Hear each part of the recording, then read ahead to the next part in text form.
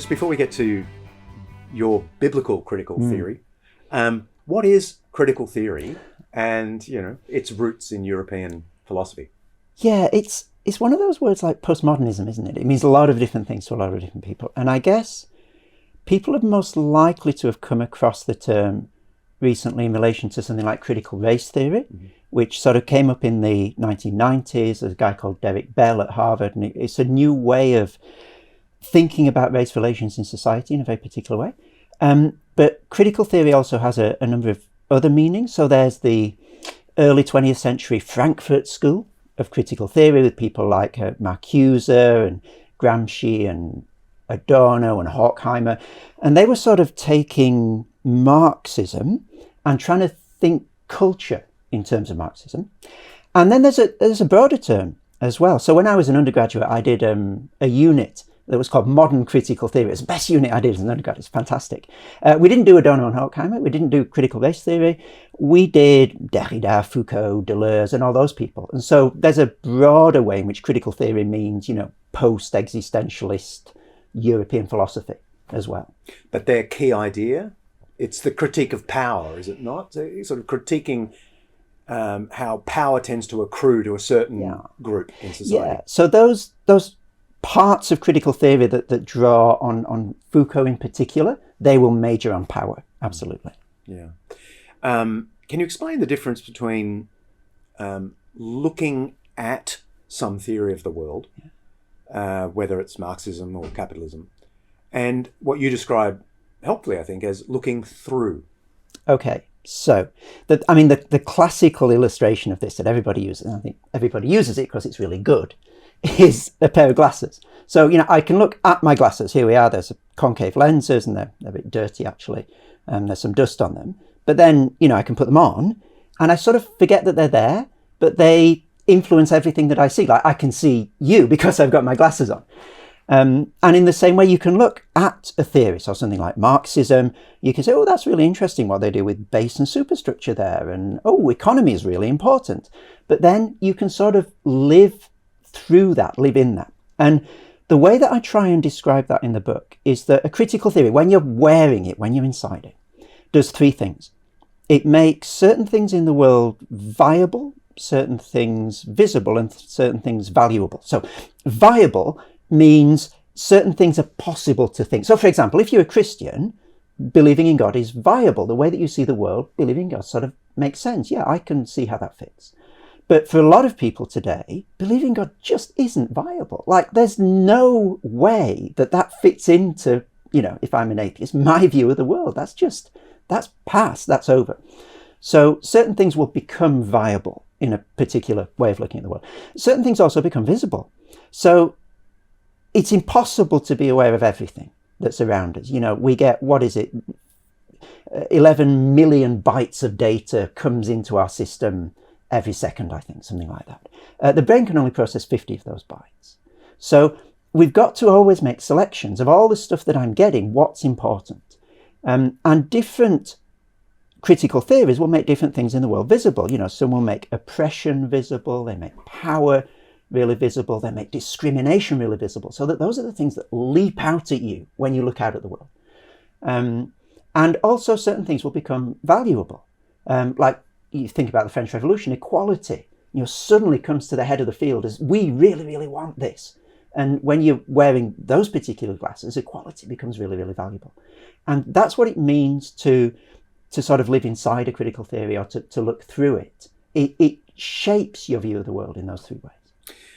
Do we all have a theory through which we're viewing the world? Because I think there are still some creatures who think that they've got a neutral position. Yeah, I guess. Fewer, perhaps, than there were in the 1990s. But and it's interesting that very idea that what I should be aiming for in my view of the world is neutrality, that is really local and really situated. Like, you go to most cultures at most points in history and you say neutrality is really great, and they would say, what are you on about? That's ridiculous. And so the very idea that we should be neutral is a sort of modern, Western, post-Cartesian sort of way of looking at the world that's just as situated as all the rest. So yes, everybody necessarily has a a way of looking at the world. It's not a bad thing. It's not as if we've got to try and get over that. It's just that we're finite, we're situated, we're human, and none of us sees everything all the time perfectly, and that's okay. You're proposing a biblical critical theory, and so I feel like I need to ask, are you just being contrarian, or maybe even derivative, worse, by offering a biblical critical theory, or is there some precedent in history for the project? I suppose it does sound a little bit jumping on the train once it started, doesn't it? Everybody's got a critical theory, so let's have a biblical one. I don't think that's what's going on, and the reason is Augustine. Augustine's City of God is, and I'm getting this from an Augustine scholar called Charles Matthews. He says, and I think it's persuasive, that it is the origin of the Western idea of critique. So no one does critique before Augustine. What he means is that people will sort of criticize particular aspects of a society. But Augustine's City of God is the first book to take the whole of a particular society, the whole of a particular worldview, late Roman antiquity, and critique it as a whole, which he does in books 1 to 10 of the City of God. And every critical theory that's sort of subsequent to that is in a sense borrowing from that framework that Augustine gave us.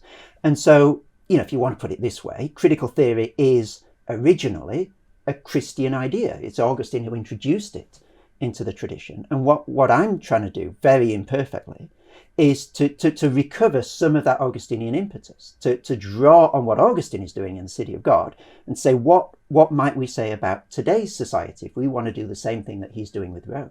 What would we say about today? People often think of critical theory in all of its forms, really, whether it's in its feminist frame or its Marxist frame or its racial frame, as a demolition job.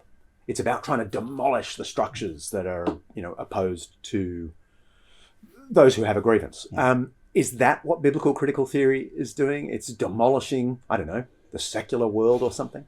I don't think we're going to get our heads around what biblical critical theory does if the two categories that we've got are demolishing and affirming.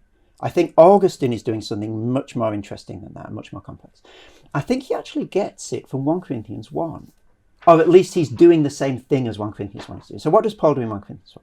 He takes the key values of the two cultures in which he's living. So Greeks look for wisdom. They love being wise. That's their thing. And Jews look for miraculous signs, which later in the passage he talks about in terms of power. So there's these two values. There's power and there's wisdom. Now, does Paul do a demolition job or does he affirm those? Well, neither. What he does is what Daniel Strange, who's written a couple of books on, inspired by the missiologist J.H. Bavinck, has this really, really helpful phrase. He says it's a subversive fulfillment of these ideas. So in other words, there is an utter antithesis in 1 Corinthians 1 between Greek wisdom and God's wisdom. They're completely separate because God's wisdom goes via the cross. And Paul, says, you Greek philosophers, that is the most foolish thing that you could ever think of. A man dying on a cross. That is the antithesis of wisdom. Well, actually, that's God's wisdom. So there's an antithesis. But he also, doesn't he, in that passage, say the wisdom of God is wiser than human wisdom. And he uses the same word. The Sophia of God is wiser than human Sophia. So there's a comparison that can be made as well. And there's a sense in which God's wisdom fulfills everything that Greek wisdom is striving for, but can't get in the way that it's looking for it. So it's this idea of complete antithesis and complete fulfillment, neither of which cancels out the other. It's not half and half. It's not half demolition, half affirmation. This subversive fulfillment means complete antithesis and complete fulfillment at the same time. Okay, so your biblical critical theory it's a narrative approach. You actually go from Genesis to Revelation and show how these themes both critique and fulfill, subvert, and so on. But you actually begin not with the creation narrative, you begin with the Trinity, the Father, Son, and Holy Spirit. Now, is that a little bit of an arcane, esoteric way to begin a theory that's meant to have relevance to this world? Look, I think one needn't necessarily begin with the Trinity. I think that's the first thing to say. You can leap into the story at any point and work your way out. but it's pretty foundational, isn't it? You know, the reality that we live in a universe where, when you dig down, you know, get past all the sort of ephemeral stuff, get down to the bedrock. What is the most fundamental reality in the universe in which we live? And you see that reality is, first of all, personal. It's not abstract and impersonal. It's not force. It's not a law. God, who is the ultimate reality, is personal. Also, that he's absolute. There's not loads of gods. There's just one. And that God is one God in three persons. In a sense, it sets up everything else that follows. And I think, you know, starting with the Trinity, which is in a sense where the Bible starts, because it does talk about the relationship between the Son and the Father before the creation of the world. So if you want to go back to the furthest point in the Bible, that's where you have to begin. I think really does set the frame for everything that follows. What's the practical payoff of the Trinity for sort of social theory and the political world? Yeah. Let me start with modern society and then show how the Trinity cuts across that. So modern society, and by that I'm meaning sort of post-1700s, post-Thomas Hobbes, sets things up in terms of a dichotomy, really, between the isolated individual on the one hand and the state, the sovereign, on the other. And it tries to clear away everything that's in the middle. So you've got the one, if you like, the sovereign, and you've got the many, all the individuals by themselves. And I think the Trinity really critiques that modern way of looking at society, because what you've got in a Trinity is a relationship between three people, and John Milbank, the theologian, calls this the few in between the one and the many. And it opens up to thinking not simply about the isolated individual exposed to the state, but lots of smaller relationships in the middle, like little groups, civil society is often called in political theory. And I think one thing that the Trinity does is it sets up this idea that if we view society as just individuals and the state, we're cutting against the grain of reality. That's not how the universe was meant to work. And I think another thing that it does is it puts, and this is really wonderful, it puts love right at the centre of reality. So if you sort of make a list of all the verses in the Bible that talk about God before the creation of the world, which I did for the book, and you look at them, the theme that comes out again and again is love. You know, the Father loved the Son before the creation of the world, the love that we had in John 17 and so forth. And what the Trinity gives you is a reality, the fundamental relationships in which are loving relationships. And that contrasts really starkly with the way that the modern world sets things up, which again, after Hobbes and people like Nietzsche, is that the most fundamental reality is violence, actually. It's competition and scarcity, and, you know, either you win or I win, but we can't both win, so we've got to fight for it. And to live in a universe, to sort of put those glasses on, where the most fundamental thing about who I am is love, it's just a really different universe to live in than if the most fundamental thing about who I am and how society works is violence. Okay, so let's go to the first page of the Bible, creation, and let's think through that lens. You make an argument that the biblical view of creation protects against both magical superstition on the one hand and a kind of disillusioned rationalism on the other. How so? I talk about that in relation to a very influential article that was published by a guy called Lynn White Jr. And he criticizes Christians for, as he sees it, seeing nature just as stuff. You know, there's resources to be used. And he says that's environmentally really destructive. And we need to recover the idea, he says in his article, of sacred groves. We need to have an idea of there's some specialness to nature. And what I say in the book is that both those options are really sub-biblical, sub-Christian. Nature isn't just stuff. You know, at the end of the creation account, God looks on everything that he's created and says it's very good. That's not stuff at that point. But you don't need, in order to have some value in the natural world, to say that it's full of spirits. And in fact, if you do, you get yourself into all sorts of problems. So, you know, everybody will agree that the beautiful copse of trees is sort of, got spirits in it. But what about mass extinction events? They're equally natural. You know, do we have sort of sacred mass extinction event? Well, no, We don't like that idea. Well, how then do you pick and choose which bits of nature you put your spirits in? Well, it's sort of, we go along with post-enlightenment, post-romantic ideas of nature, and then it all falls apart because it's inconsistent. I think what the Bible gives you is a firmer basis for respecting and caring for the natural world, which is not that it's full of spirits, but that God created it very good, and he cares for it, and he calls it good before the creation of Adam and Eve. So it's not just good for the sake of humans in Genesis. There's a sense in which it's good regardless of whether humans are there. And I think it's just a more robust environmental ethic than having to say that there are spirits in nature in order to make nature valuable. Yeah, so you're saying that the biblical view of creation holds together a kind of rationalism and wonder at the same time, as both grounded in a creator.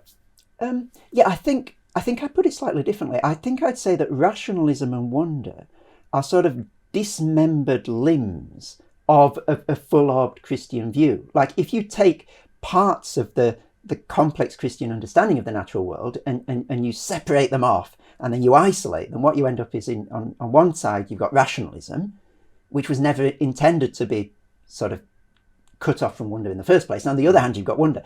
But it's that's a reductive sort of heresy. Or that's already done too much. You want to be in a place where rationalism and wonder haven't been separated from each other. And I think that's what you've got in Genesis 1 and 2. Yes.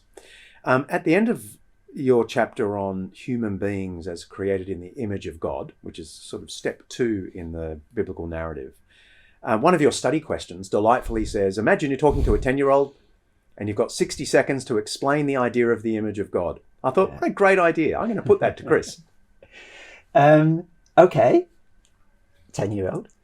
The image of God says 2 things about you, and they're both really, really good news.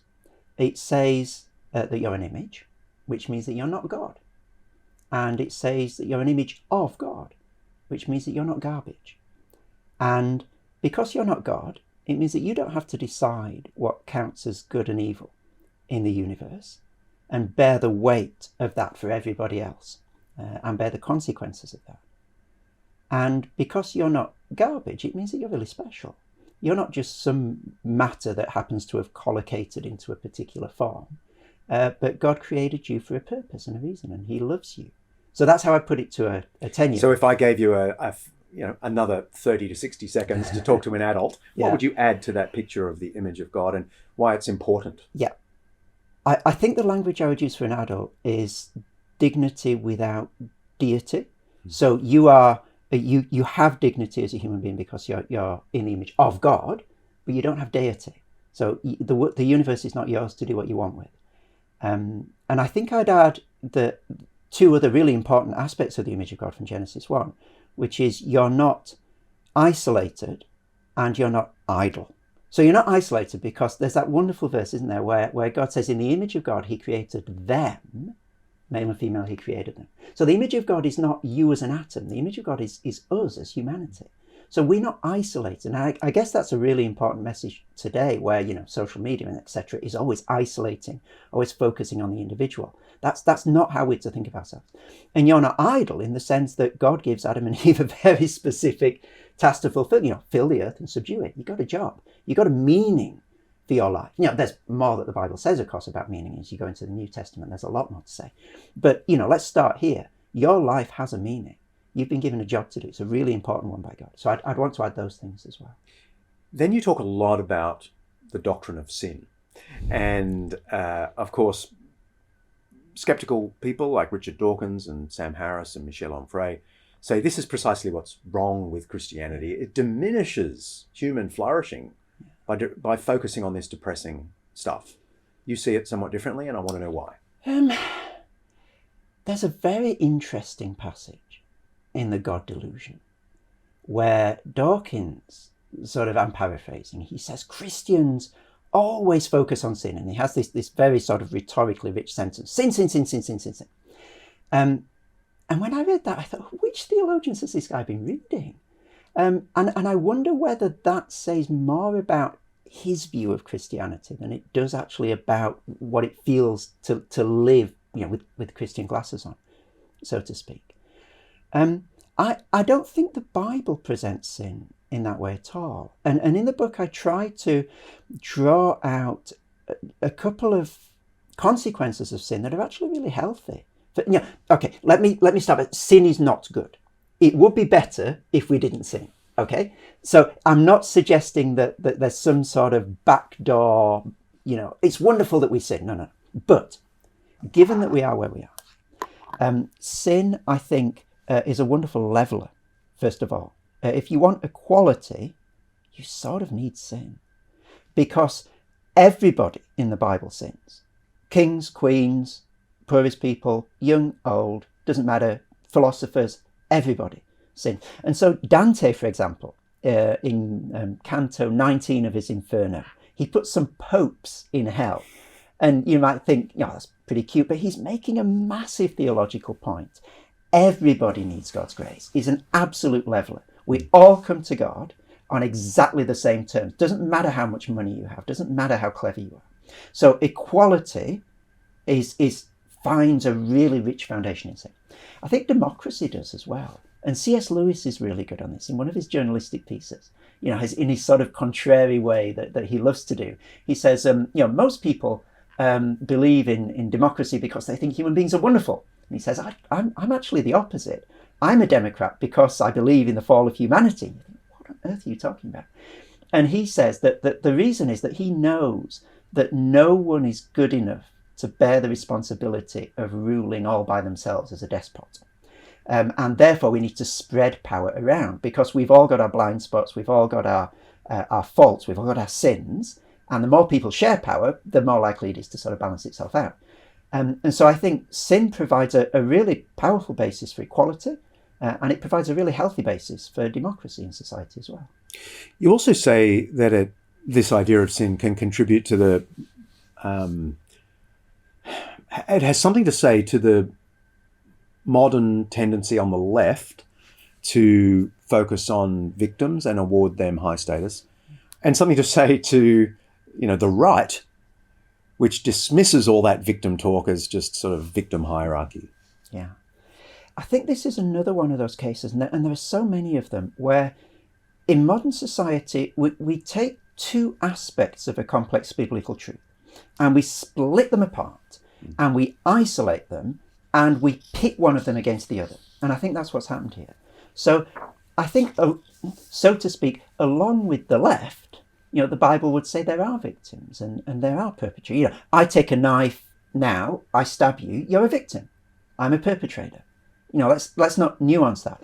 And also in terms of the ways in which groups within society have been treated in the past. Think of slavery in the antebellum South, for example. There are victims and there are perpetrators, and we shouldn't try and smooth that out. But I think what the Bible also says is everybody's a sinner.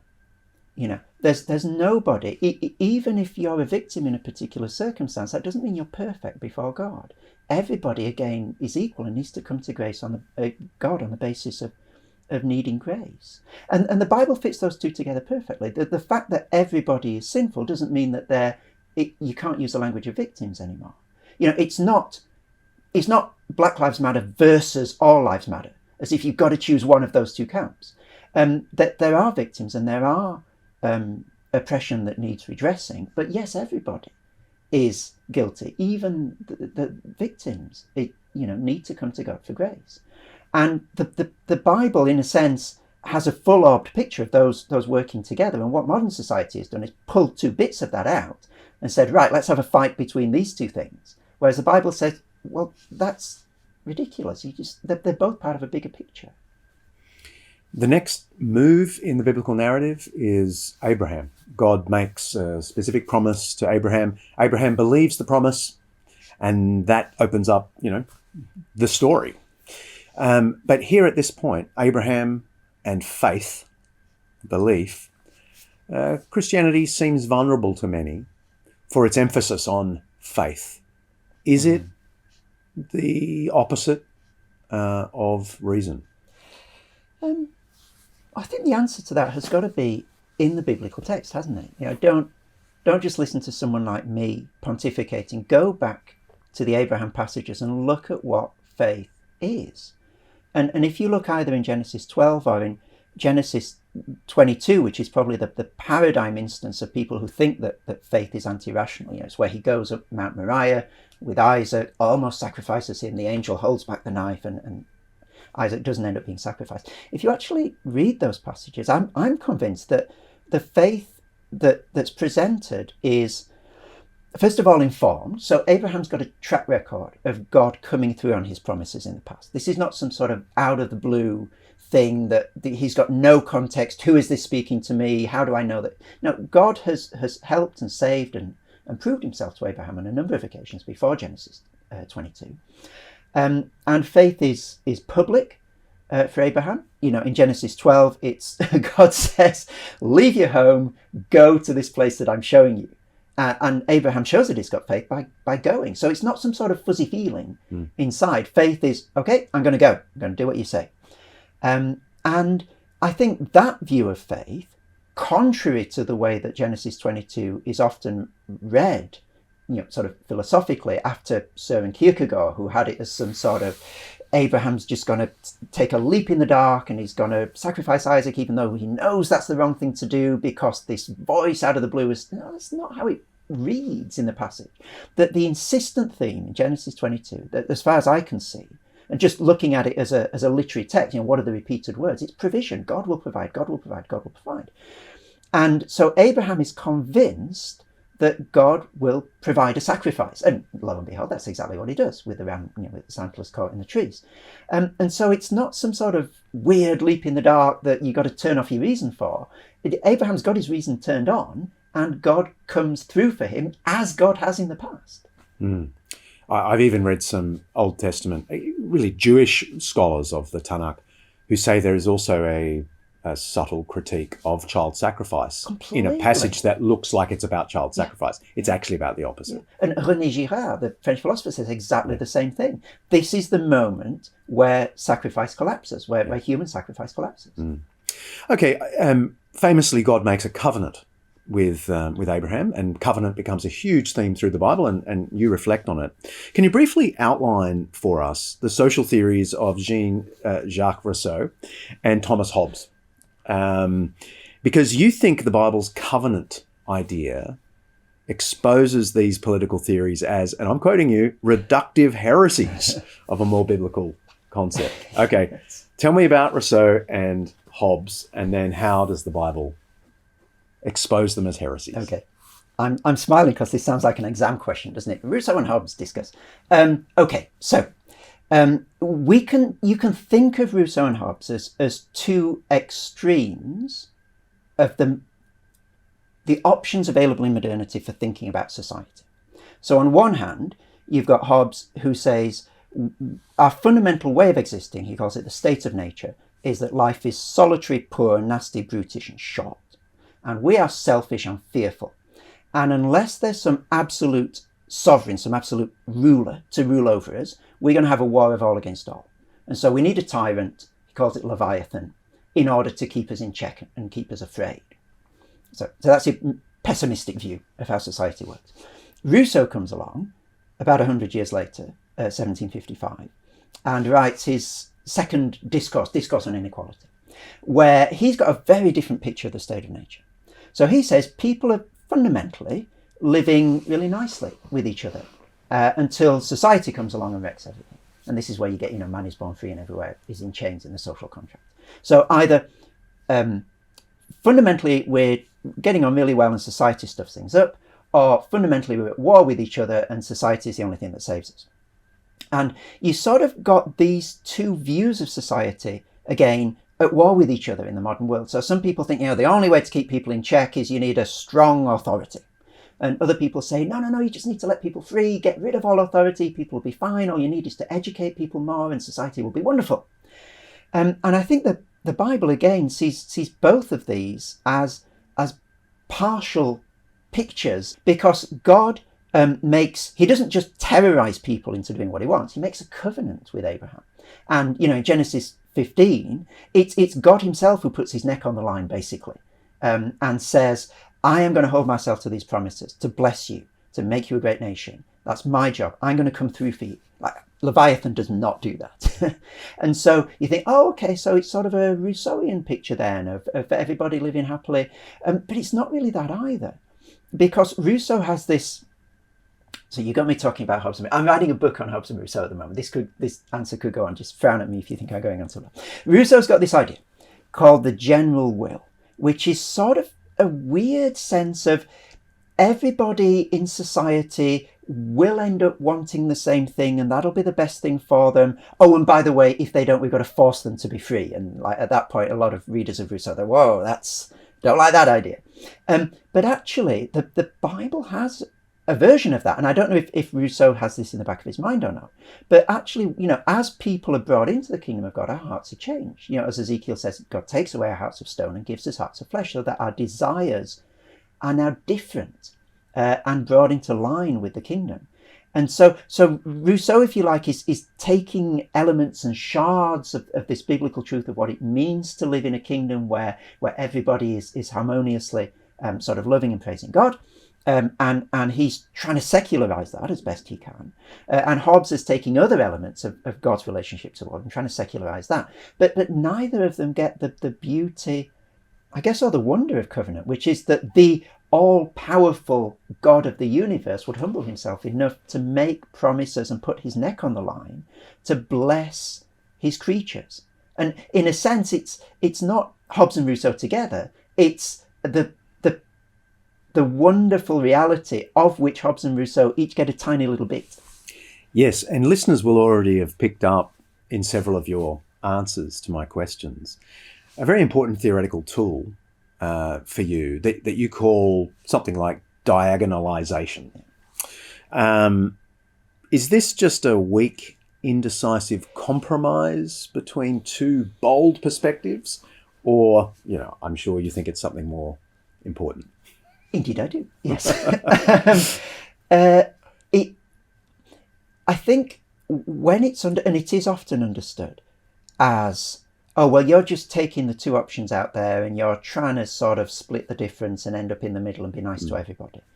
And again, I'd want to go back to 1 Corinthians 1 and say that's not what Paul is doing with Greek wisdom. And what I'm trying to do is follow him and do what he's doing. And I'm trying to follow Augustine and do what Augustine is doing.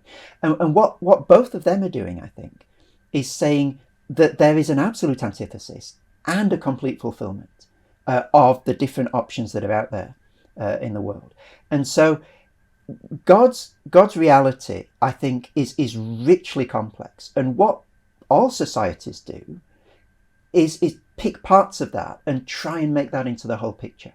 So this often gets cashed out in terms of people talk about the third way. This is a third way of thinking, and they say, it's all very sort of weak and wishy-washy and cardigans. You're just a moderate. Exactly. Well, if Paul is being a moderate in 1 Corinthians 1, then okay, I'm happy to be put in the same bucket. But I think what it's doing is showing that this is actually the first way. So God comes up with this rich picture of reality, and then people pinch bits of it and forget the rest and try and make that the whole picture. And that's where you get these oppositions. And that's why I call them in the book reductive heresies. So there's something about them that resembles God's truth, but it's part of it, and then it's isolated and blown up to make it sound as though it's the whole. And so what you need to do to critique that is not say, well, here you've got one side, here you've got the other, let's just find a place in the middle. That's a Greek way of thinking. That's the Aristotelian golden mean.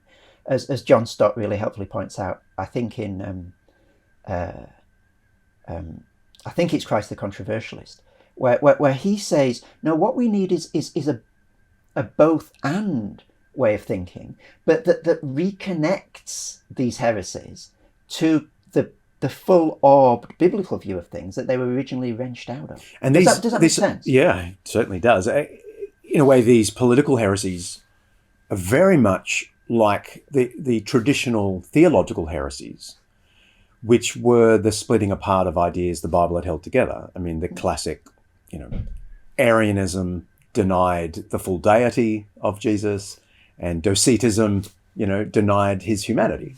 But of course, the truth was there. Yeah. And I like the idea that it's the first way. It's not the third way. Okay, I'm gonna steal that from now on. Let's move on then, because there are going to be more examples of this diagonalization as you think of it. The central event of the Old Testament is the Exodus from Egypt, and you have some lovely thoughts in the book where you again show that this notion of salvation in the Exodus critiques both the modern right and the modern left in their thoughts about freedom and liberation. How so? I got this originally, so the understanding of the right and the left, from a really interesting book by a social critic called George Lakoff. I think the book is called Whose Freedom? And his idea is that there are two fundamentally incompatible ideas of freedom that are circulating in society at the moment. There's the idea that on the right, that being free is about being liberated from red tape and the burden of taxes and so forth. And there's an idea broadly on the left, that being free is about being emancipated from oppression of various different kinds. And what both of these ideas of freedom have in common is that to be free or to be emancipated means to have no constraints, whether those are constraints of taxation or constraints of oppression. If you get rid of people's constraints, then they'll be free. And I think that the Bible cuts across both of those, and you can see it really clearly in the Exodus narrative. So if you think about that iconic phrase, that's been on the lips of social reformers for centuries, "Let my people go," Martin Luther King Jr. and so forth. It's a rallying cry for get rid of these constraints that are hampering us. It's used 7 times in Exodus, and every single time it's followed by something like, "Let my people go that they may worship me." And so modernity would say, "Let my people go, that's wonderful, what a rallying cry for freedom." And then they'd read on and say that they may worship me. Oh, that's Christians being oppressive again. But actually, I think the Bible is putting its finger on something really interesting, which is that every liberation requires a constraint. So, for example, I can't follow my passions unless I park my rationality a little bit, or I can't live by reason unless I don't always impulsively follow my passions. I've got to, in a sense, constrain something in order to let something else free. Or Tim Keller's got this wonderful example. I can't play the piano really well unless I practice lots and don't do the other stuff that I could have done while I was practicing. I can't win Wimbledon unless I don't eat pizza every day. And so I think that the Bible is putting its finger on something fundamental about freedom, that there's always a concomitant constraint. And so the question then becomes not, am I liberated or am I not? But it becomes, which freedom and whose constraints have I chosen? And the Bible then says that the way to find the fullness of freedom is to choose the constraints of a God who loved you and who died for you, and who made you and who knows you, rather than, for example, the constraints of a market who wants to maximize the profit it can get out of you and wring you dry, or the impulses that sort of flow one way and then another way. And I think that's the critique of both of these ideas of freedom. It's not just about what constraints are you getting rid of. It's about what are people worshipping, what are people serving with that lack of constraint that's been won for them. And there's always a new constraint that comes with that worship. I can serve any number of things in my life, but they each come at a cost. And you've got to look at those costs side by side and say, which is the wise cost to pay? And I think that's where the Bible comes in and says, well, if you follow, a God who loves you, you follow his law, that's likely to turn out much better for you than if you follow a market who doesn't love you and really doesn't care about you, or if you follow a sense of, sort of impulse that's going to blow you one way or another. For the sake of time, we're going to skip over the great thoughts you have around the Torah, the law of God, and then the kings and their critics in the prophets. Maybe I'll fill that in briefly. But I really want to get to Jesus and the Gospels. And one forceful objection to the Bible's vision of reality is that it's too particular. Yeah. You know, God chose one person, Abraham, one nation, Israel. And that goes on steroids in the Jesus story, because we're saying the universal God entered into one human being who happened to be a Galilean Jew of the first century. Many people see this as really parochial. In the book, you talk about Heidegger and Derrida. But you actually see it as a key that unlocks, not a constraint. Yeah, I think it really does. So if you look at the Bible, it's not embarrassed, is it, at all about particularity? So it doesn't need to explain away the fact that God became a Middle Eastern person. But it's okay for you Europeans, it's okay for you people who don't live there, he's still your God. There's no sense of things need to be abstract and universal in order to make sense. And I think that difference helps us to see something that's really, really interesting and actually really parochial about our own culture. In the modern West, we've arrived at this idea that for something to be true, it's sort of got to be abstract. It's got to be a theory. It's got to float above reality. And it's ideally got to be ahistorical, and it can't change with different cultures. And in the book, I talk about this in terms of a prejudice, which I think it is, for the abstract and the ahistorical and the universal. But the Bible isn't encumbered by that at all. The Bible, in a sense, again, sees that as one dismembered part of a bigger whole. Yeah, so the Bible does have, the universal and so forth. It's not that everything is particular and you can't ever put it together.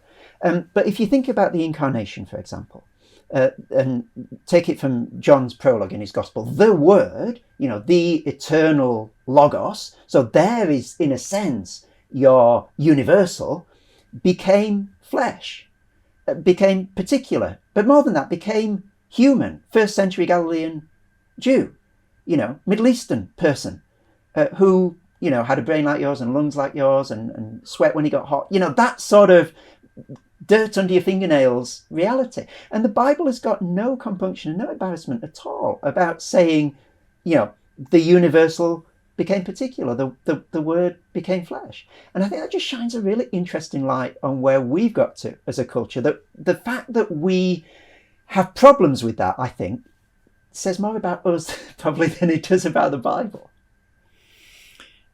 So let's talk about the ministry of Jesus. I want to quote you back to you and then ask you to unpack it a bit.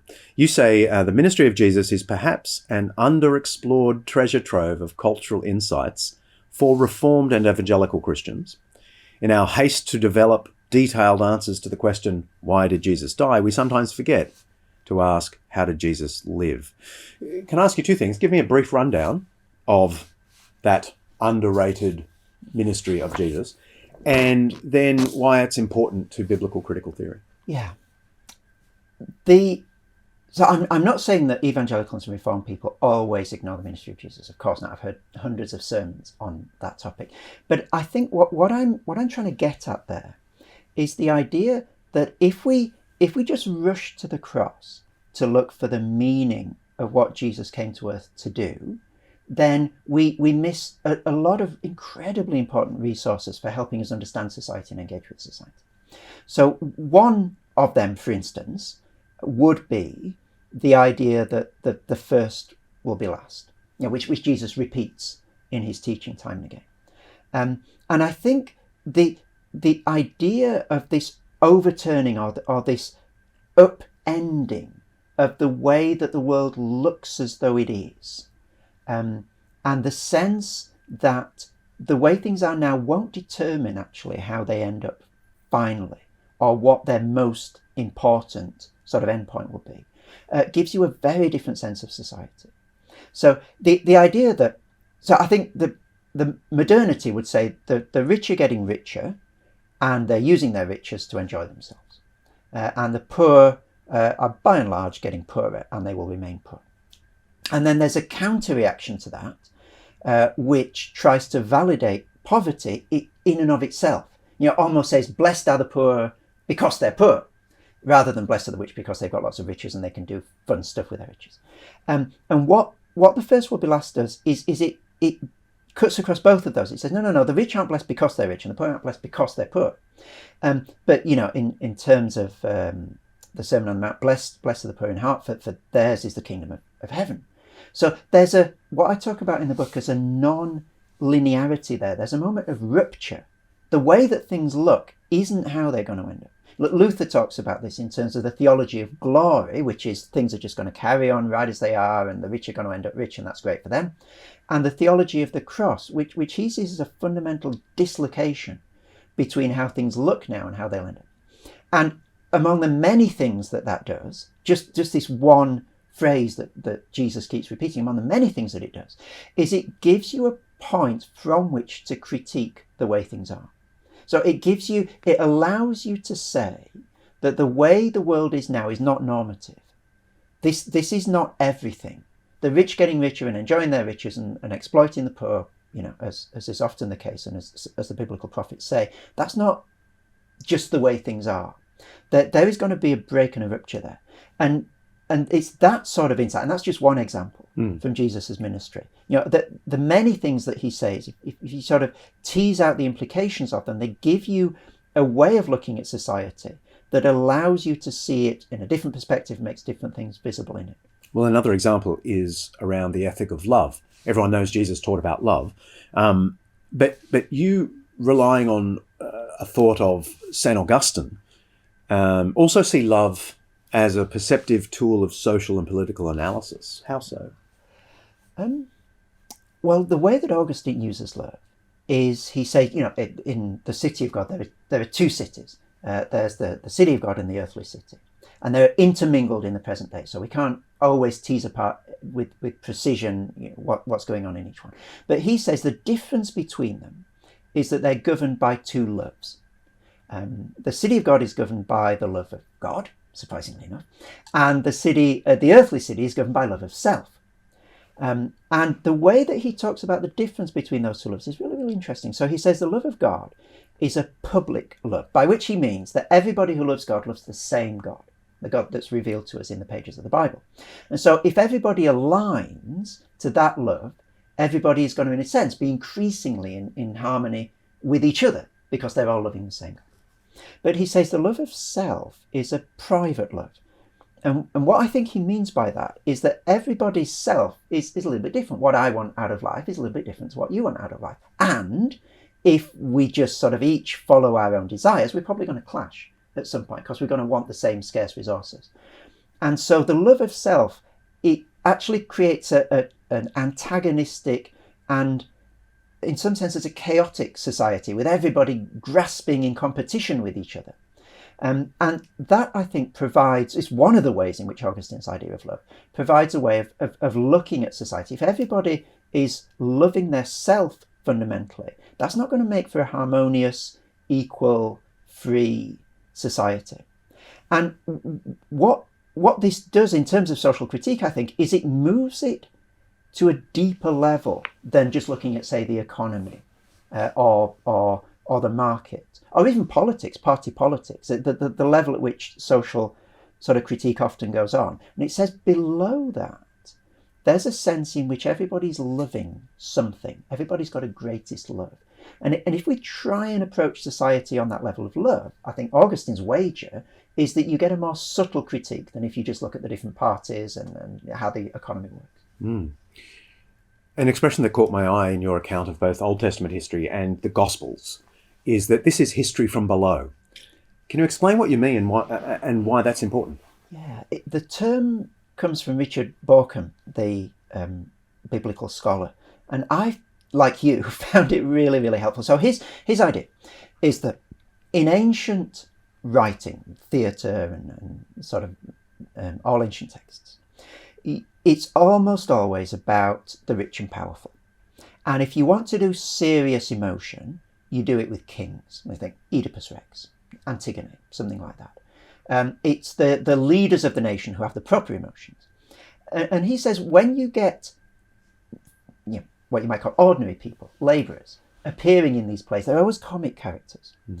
And if they cry, for example, it's always parody. It's always, you laugh at their tears because you can't take these people seriously. And he says that what we find in the Gospels is the emotional weight of tragedy in the lives of normal people. So an example that he uses is Peter, once he's denied Christ, and 3 times, and then he goes out and weeps. He says those are not parodic tears. We're not laughing at Peter. He's got all the weight of a tragic hero, but he's not a king. He's a fisherman. And so history is being sort of taken out of this, if you like, elite enclave, and a fisherman is being given the dignity of a king. And what's more, it's these fishermen and their friends who end up writing this history. And he says that just doesn't happen in the ancient world. It's rich and important and posh people who get to write the history, not the labourers. And so he's saying something fundamentally different is happening. History is getting written from below. You know, it's your Peters and your Johns that are writing the New Testament, not your Caesars.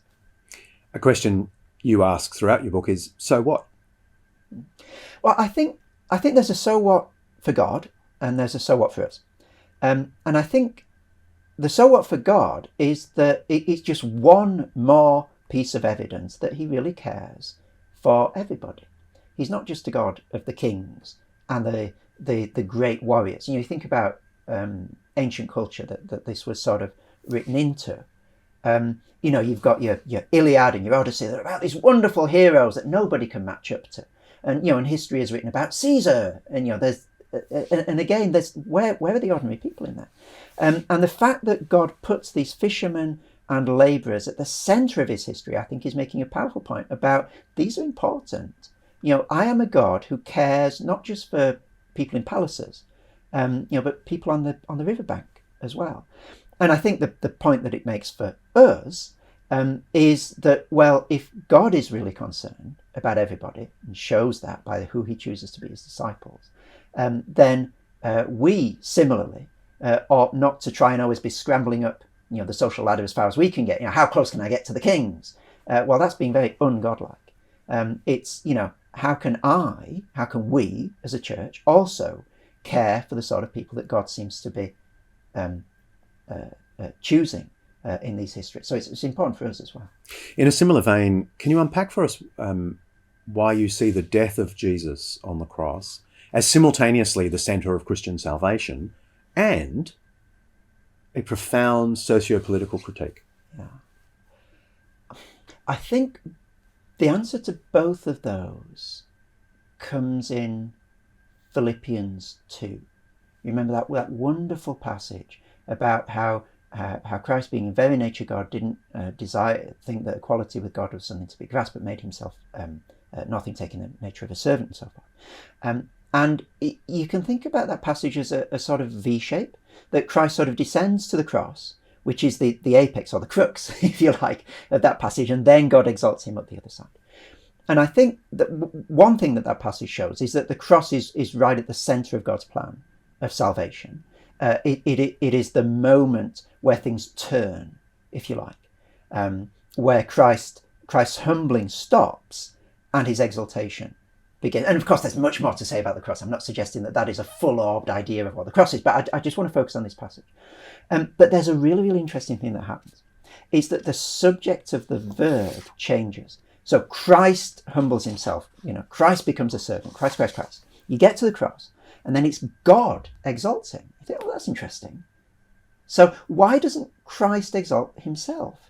And one of the things that I try and tease out in the book is that there's a rupture there at that point.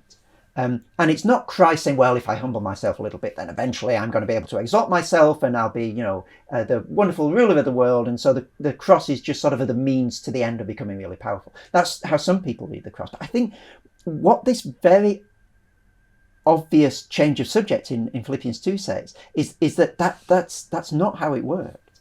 And so it gives you a different sense of possibility and a different sense, if you like, of success politically and socially. So we've got these two ideas. If you make much of yourself, you will get on in life.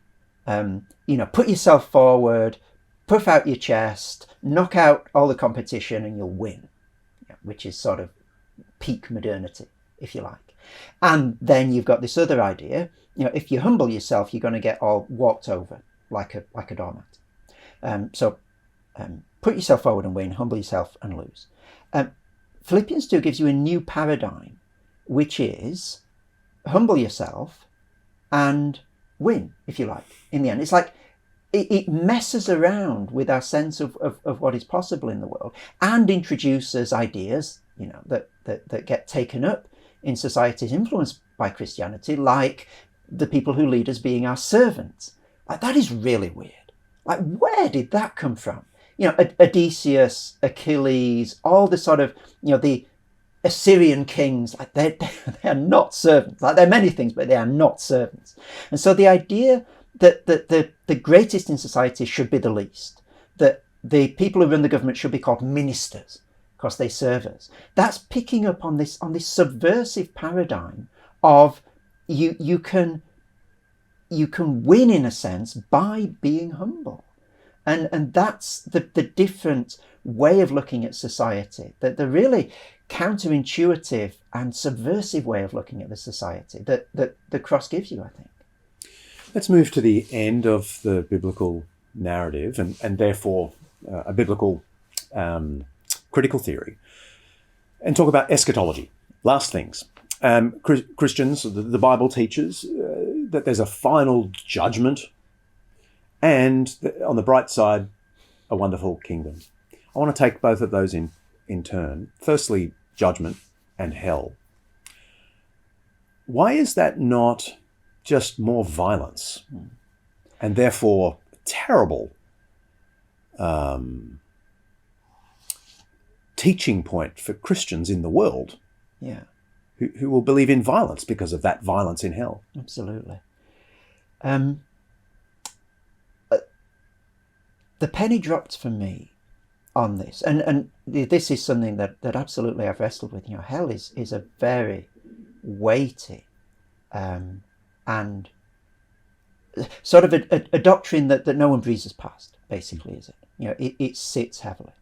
The penny dropped for me when I read Miroslav Volf, who's a theologian who's working at Yale University at the moment, and he also lived through the war in Yugoslavia and heard of many atrocities and sort of lived through that terrible moment in the history of that part of the world. And he writes about this in a book called Exclusion and Embrace, and he says that for him and for people who have been through that sort of horror, who've lived through people's throats being slit and so forth, that the knowledge that there will be an exhaustive justice done at the end of time, that everybody who's done evil will face complete justice, and it'll be perfect, and it won't be too much and it won't be too little. That the knowledge of that means that we don't need to bring perfect justice here and now. That we don't need to hunt down and kill everybody who's a killer. We should still work for justice, of course. It doesn't mean that we just sort of sit back and put our feet up and say God will sort it out in the end. Absolutely not. That's not what he says. But he says we don't need to enforce absolute justice as a condition of there being any justice in the present. And what that means is that you break the cycle of violence. So that the problem with trying to bring perfect justice now is that you just keep going around in a circle, and you see this in the Israel-Palestine conflict, you see it in all conflicts around the world. And he says the way to put the brakes on violence, the way to sort of cut the chain and to stop that cycle of violence, is to know that there is a perfect justice coming, that God will right all wrongs, that no one will get away with anything, whether it's a murder or a lie, whatever it is, justice will be done, everything will be brought out into the open. And people will get what they deserve. And he says that doesn't make you more violent now. And this, I think this resonates. I haven't lived through anything like that, so I'm sort of deferring to him who has. But it resonates, doesn't it? There's a play by Albert Camus in English called The Just Assassins, where he's wrestling with this idea as someone who doesn't believe in God. And the play is set around a group of freedom fighters. And they're trying to bring justice now, and they're trying to work out, should they put a bomb in the carriage of the leader of the nation that they think is oppressing everybody. And as it happens, these kids, the leader's kids, are in the carriage, and they really struggle with it.